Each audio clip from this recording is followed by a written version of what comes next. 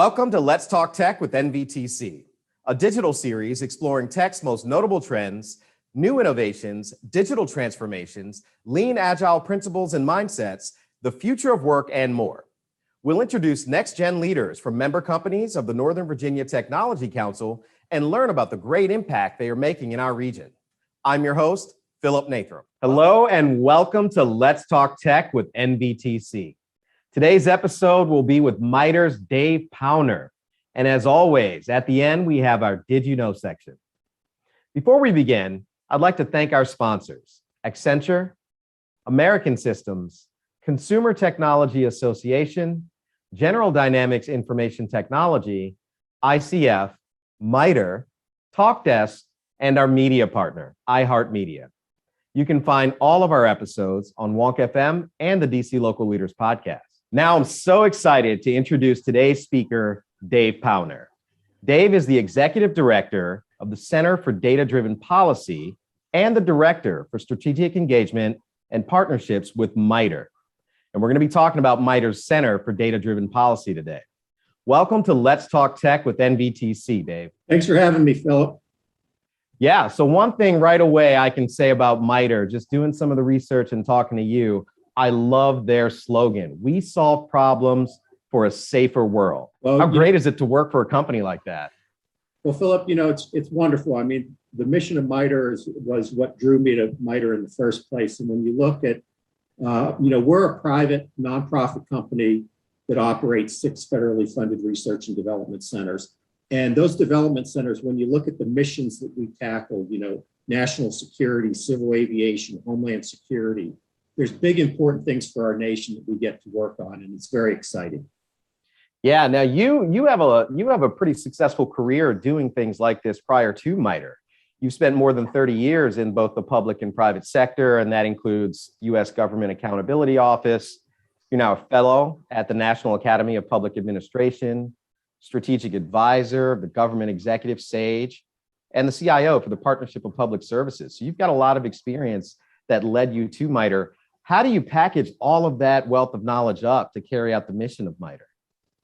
Well, the one thing when you look at our Center for Data-Driven Policy that we stood up a little less than a year ago, Philip, what is that about? It's really connecting MITRE's technical expertise to the policymakers. And so when you look at my background, I have spent time in both industry and government, a fair amount of experience, working with those policymakers up on the Hill. I did do about a 15-year stint at GAO where I looked at large modernization programs at DOD, the National Weather Service, IRS, to name a few. And the other thing that I did is I worked closely the last decade on various legislation. FATAR comes to mind, the Federal IT Acquisition Reform Act. That passed in 2014, but there were years leading up to that. And what did that do? That really elevated the role of CIOs. It focused on data center consolidation. It got better transparency on their IT spend. So I worked closely with Congress on that legislation, then also worked with OMB on guidance that agencies needed to follow to effectively implement that legislation. And then kind of came full circle that this past decade where I worked with Congress on a congressional scorecard to make sure there was accountability at agencies to ensure that we got things done and had outcomes that furthered mission. So it was really an exciting stint, bouncing back and forth between industry and government. I felt that it put me in a really good position to come to MITRE and help MITRE with the delivery on their mission. And in particular, the Center for Data-Driven Policy that we stood up and really trying to up our game with our interaction with policymakers, both on the executive branch and with the legislative branch. So, executive director for the Center of Data-Driven Policy. What does that mean? What's the overall main mission of that center? So the Center for Data-Driven Policy, if you look at MITRE, I talked a little bit about, MITRE running these federally funded research and development centers. So we have federally funded research and development centers, and they're supported by MITRE Labs. And what MITRE Labs is, it's 14 innovation centers. So we have FFRDCs and we have labs and a lot of expertise on things like acquisition and AI and cyber operations and those types of things. And so what we decided to do with the Center for Data-Driven Policy was to connect MITRE's experts to policymakers where it's appropriate. So we want to connect RDC's labs to the policymakers. And so to give you a good example, on the defense side of our house, national security, we have a lot to offer when you look at the NDAA every year that's passed. And, where we brief congressional committees on some NDAA provisions. And for instance, there was some provisions that were tied to cybersecurity. We connected our experts at MITRE to folks on the Hill. And there's some other examples I could get into that really what we want to do is we want to provide our evidence and expertise to those making policy. And I want to be clear here, MITRE, we do this in a nonpartisan manner. We don't lobby, but we do inform policymakers. Right, because MITRE itself is a nonprofit organization. So I realize many of you are familiar with MITRE, but those who are not, MITRE is a private nonprofit company with a major facility in McLean, Virginia that operates 6 federally funded research and development centers, or FFRDCs. Now, what an FFRDC is, it's sponsored by one or more agencies, and these 6 FFRDCs all have a different focus. So there's one on national security, another on civil aviation, homeland security, health, cyber, and enterprise modernization. Now, what's interesting at MITRE, not only do we have the FFRDCs, but we have MITRE labs. And what MITRE labs are, they're 14 innovation centers with expertise in areas like acquisition, AI, emerging tech, software engineering, to name a few. These labs support the FFRDC. So you can see when you look at MITRE with our 8,000 employees, we have a breadth across the federal government operating these 6 FFRDCs, but then a lot of technical expertise with our innovation centers. So Philip, an overview on our Center for Data-Driven Policy. This is something that MITRE did do in the past. We did engage with the Executive Office of the President and congressional committees, in particular OSTP and OMB, where we had data and evidence that was helpful to their policy making. But last September, we decided to really step up our game by launching the Center for Data-Driven Policy to bring policymakers, think tanks, and other executives together to shape actionable, equitable policy. So Dave, MITRE Center for Data-Driven Policy has issued some significant papers and done some significant research. What's a quick example of some of the things you guys have done? Well, it's important that we have action on those papers and the events that we hold, Philip. So one good example is when it comes to the topic of artificial intelligence, we work closely with the Bipartisan Policy Center, another think tank, where they formed an expert panel on artificial intelligence, and they actually worked with 2 members of Congress. There were several white papers that were written with that group, and eventually led to a congressional resolution that Will Hurd and Robin Kelly issued.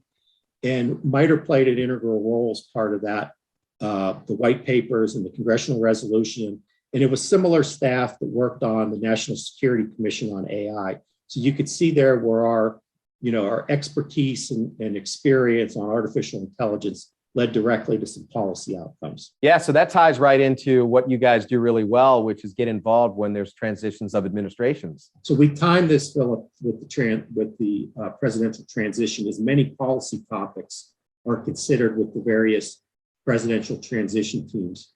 We were also a regular participant in meetings and roundtables hosted by the Partnership for Public Services Center for Presidential Transition. So when we rolled out the Policy Center, what did we do? We issued a bunch of policy papers that we thought would be of interest during the presidential transition.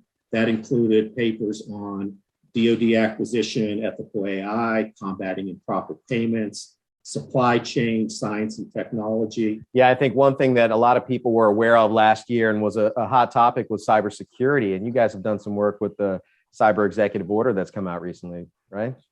Yeah, exactly. So with the cyber executive order, clearly one of the hot topics was SolarWinds with the Colonial Pipeline incident. What's interesting with the cyber executive order, there's all kinds of things to do in there. It's quite comprehensive. But from a policy perspective, Philip, if you look at this cyber executive order, there's about 30 tasks in there for OMB, for the federal chief information security officer, the federal chief information officer out of the White House. What's going to happen with this cyber EO? There's a lot of work going on with studies and analysis. And then ultimately that's going to result in several policy updates, enhancements, or the like. So as an example, zero trust architectures is kind of a big thing right now where, you have an approach of, never trusting and always verifying. This helps address like the insider threat. There's a lot going on right now where we're looking at zero trust architectures, and OMB is in the process of putting together some policy that will be coming out that agencies will have to put in plus these zero trust architectures. Another area of focus with the Cyber EO is a big push for cloud computing. There's a cloud security framework called for within the Cyber EO, and expect OMB to have policy guidance coming out to agencies on cloud security. And then finally, I would say, a big area, we could talk about more, but a third area is when you look at software assurance. And there's a lot with software bills of materials that are called for. And, what is going to happen with some of the requirements on industry providing software bill of materials to ensure what agencies are getting or secure software that's reliable and the like. So there's things happening right now on the policy front with the Cyber EO, but there's a lot more that's going to be coming down the pipe that we're anxiously waiting. So when we think of things like zero trust architecture, software bill of rights, what type of work within the center is MITRE doing, and who are they doing it for? So Philip, we're doing a lot of work across the federal agencies. In particular, if you look at many of the tasks that DHS's CISA has or NIST within the Department of Commerce. And so we're doing detailed work there, but that work also applies to guidance that OMB will be issuing down the road. So our plan, and we've been asked to actually comment on guidance coming out of the Office of Management and Budget for some of the tasks that they have out of the Cyber EO. Really what we want to do is we want to take our expertise and apply that to the cyber guidance that's coming out of the Executive Office of the President, so we have the best guidance that's available to better secure our nation. Yeah, now you guys as a nonprofit, nonpartisan, just you want to inform, you have an opportunity to do a lot of work on the Hill, is that correct? Yeah, absolutely. So we engage on the Hill on similar topics. So if we're sticking with the cyber theme here, Philip, there's the Federal Information Security Management Act of 2014. That's the last comprehensive piece of cyber legislation that was passed. So obviously out of date and needs to be updated. And one of the things that the Hill is currently doing is they're working on a rewrite or reforming this Federal Information Management Act, so referred to as FISMA. So we work with congressional committees, not only engaging with their early versions of legislation that is drafted, but once legislation is drafted, we comment on that.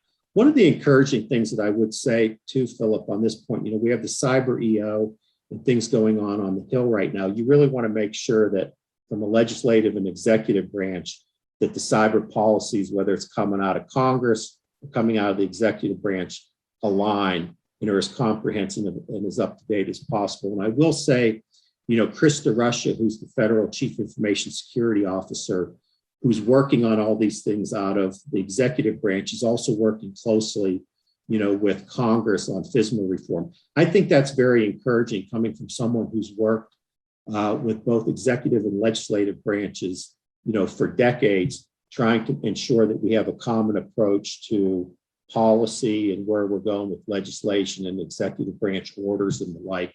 The more those can align, the better. And I think we have a real opportunity right now to inform both the executive and legislative branch to ensure that that happens. Yeah. Now, were you involved at all with like the solar winds or following that in advising? Or I think what most people would remember for sure was the recent attack where anyone who drives a gas-powered car would remember that it was a tough couple of weeks there. Yeah. So, what's interesting, Philip, if you look at, our Center for Data-Driven Policy, we do have policy papers on there that specifically address the solar winds incident and really talks about, our monitoring of our software and everything that's out there. Clearly with the software bill of materials and software assurance, there's some policy some policy actions that are going to be needed down the road to address some of the gaps we've had led to SolarWinds. Some of these aren't, stopgap entirely, but there's better ways that we can more effectively manage our risk across the board. I will say this too, when you look at the SolarWinds incident, there's been a big focus right now on, software and software supply chains and the whole bit. That's important, but also when you look at our supply chain risk management, software is a big part, but there's other parts of our software supply chain that just doesn't apply to software. So that's another key area that we, MITRE, are working with folks, not only in the executive branch, but in the legislative branch. We have as an example where MITRE can provide a specific solution that would help with where policy goes. We have a comprehensive supply chain risk management framework. It's a way, Philip, of simply assessing suppliers, supplies, and services. And it provides a way to, have a comprehensive, repeatable mechanism to look at our supply chain risk management and even to pictorially display it, because this can get very complicated if you look at all these risk factors. So this is something that Congress is looking at. There was recently, I think it was a defense critical supply chain task force where they talked about, more comprehensively looking at our supply chain risks. We're in heavy conversations with them about, the framework that we have. Not to say that there aren't other things out there, but we can help craft that legislation and some of the policies to ensure that we approach our supply chain risk management appropriately and comprehensively. Yeah, I think recently we can see, the cost of goods have gone up in a number of different industries, supply of things in this, just with COVID and all the things that we just experienced. That'd be great. Are you guys, and you're looking at mitigation techniques or way to measure the supply chain? Yeah, it's really a risk management, focusing on your most significant risks and then ensuring that we have the appropriate management attention and mitigation actions on those risks. So, that's one good example. I would say with the Hill activity, another, not only on the Hill, but also big policy questions that will be coming out of the White House is we have this big challenge with legacy modernization, these old archaic systems, Philip. They're difficult to maintain and secure. If you look on the Hill, Senator Maggie Hassan has really tackled this topic, held a couple of hearings on it. She's planning additional hearings when you look at legacy modernization. And, these are difficult things. You need multi-year plans to convert software that's, decades old. And many of these legacy modernization systems are tied to really mission critical applications across the government that pay benefits, that process our tax returns. So as an example where MITRE can help there, we're doing some deep research on legacy applications, and not to overly simplify because it's a complicated topic, but our research shows right now, some of the preliminary research, that if you have an application where you have 5 or more languages, the maintainability and security goes drastically down when you hit the 5 mark. So not to say that that's the only thing you want to look at, but we're sharing that research and analysis with folks on the Hill and also within the Federal Chief Information Officer's office, because that could actually help focus our attention, as we were talking about supply chain, on the most significant risk. Let's focus our attention on the most significant legacy systems that need addressed.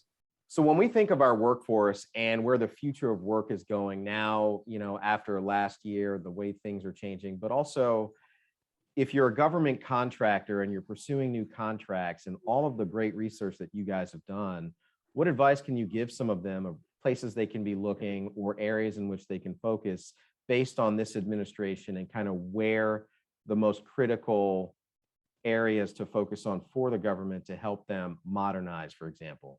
So, Philip, a couple areas to really focus on. One is, we have not seen it yet, but it will be coming out here soon, the President's Management Agenda. And the President's Management Agenda has historically had a lot in it when it comes to IT modernization, digital transformation.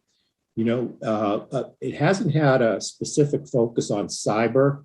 I would expect that, you're going to continue to see the President's Management Agenda come out with a heavy focus on digital transformation, cyber, some of the good, customer experience things that we want to improve throughout the federal government that a lot of us in the private sector work on. I will say this, when you look at the federal workforce and industry and the blending of that, really sometimes it's difficult to determine when you're in a federal agency, where's the federal workforce and where's industry helping them deliver on their missions in bettering services for American citizens. And I don't see that changing. And if anything, I think, attracting people to government, yes, there's, mission that's attractive. There's, like, from a cyber perspective, I think the training aspect, especially at places, on the Intel side of the house or at a DHS or NIST, you're going to get some of the better training, anywhere by joining the federal government. So that helps attract folks to the federal government, but we still have this challenge of attracting the best and the brightest to the federal government. So that's where industry kind of fills in. So when you look at, how we tackle the big challenges in federal IT and securing the federal government, industry plays a major role in this. And I don't see that changing. I think federal agencies are always asking, what's the right mix of internal employees versus industry?